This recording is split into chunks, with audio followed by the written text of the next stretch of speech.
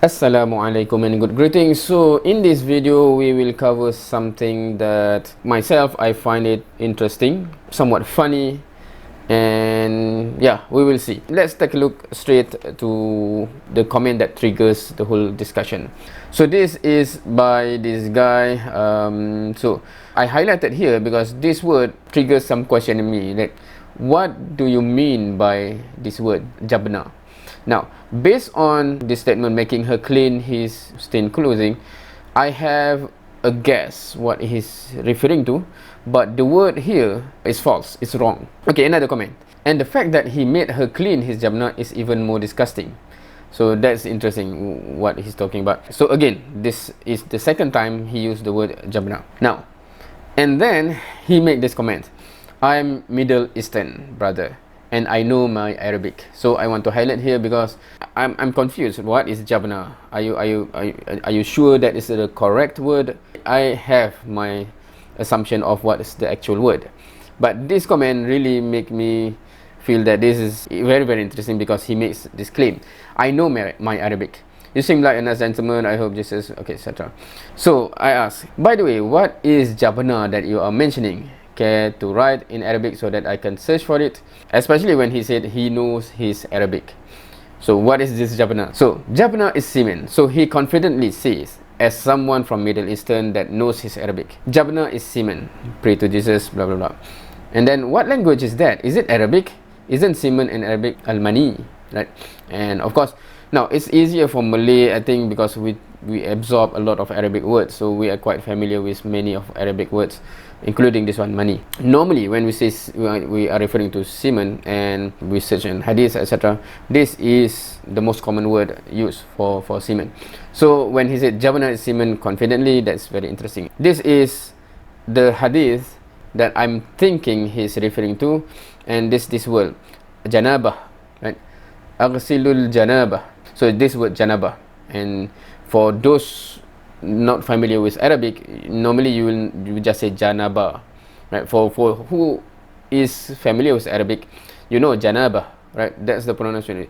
The ta marbutah there will be pronounced, but those who are not familiar with Arabic, yeah, not a problem, just say janaba. But you can see that when you say jabna, you actually shifted ba and nun here, right? Janaba and become jabna, right? Jabna. So can an Arabic speaking person do such a mistake in his own language? Is it possible? So he said that Narrator Maisha, I used to watch the semen of the closest prophet. So he just copy paste the English version.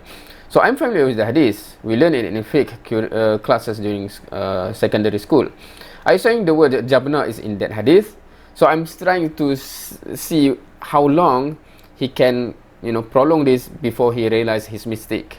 Because even here, when he referred to the hadith, he just referred to the English portion without realizing the actual Arabic portion, right? Hadith Sahih al-Bukhari 232. So this hadith Sahih Bukhari 232, right? And then you have here annaha kanat taghsilul mani. So this is what mani. So that is interesting. The actual hadith, because I have shown you the hadith that have the word janabah. This hadith use the word janabah. But the hadith that he specifically mentioned that have the semen is the word that I mentioned earlier, mani, right here, right? Taghsilu mani. This is the word semen. So that is very interesting that even the hadith that he cited to show off, his knowledge of Arabic and Islam, etc., do not even have the word that he keep using jabna. So then he realized, I meant janaba, my apologies. Sahih al-Bukhari 229, right? So blah blah blah. But what difference does it make? Okay, so now in terms of this particular discussion, right, we can have the discussion on this. As I mentioned, we learn about this hadith in secondary school. I have learned about it. And why we learn about it? Because we want to know what is najis and what is not, right? So for example, if you pee or poo, of course, but that's too gross.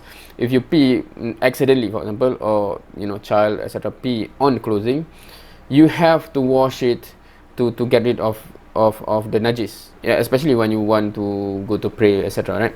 But your semen is not najis, Why? How so? Based on this kind of hadith. So we understand that. So for example, within a husband and wife relationship, it is allowable for the wife to do anything to lead towards ejaculation, that the semen can come out. It is not najis if it got to your clothing, and you can just take out the traces of the semen, right? So basically that is the discussion. So I'm wondering, what does people or Christians or someone else think that is so gross about this hadith? This hadith have been brought up so many times, and I ask, what's gross about it? What's the problem with that hadith that you keep bringing it up as if it will have any effect on me? So he said it is gross. Don't you see it's gross?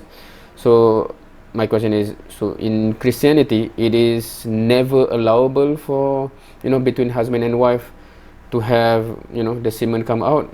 Is that why it is gross that that happened? Yeah, so that's another discussion. But for this video, I think it is very interesting, especially it's become more and more interesting when they accuse me of not knowing Arabic, and they completely say, I know Arabic, you don't know. So what I'm saying is truth, and I just lead some question like this, which sometimes or most of the time highlight that they don't know what they're talking about. So to me, that's funny.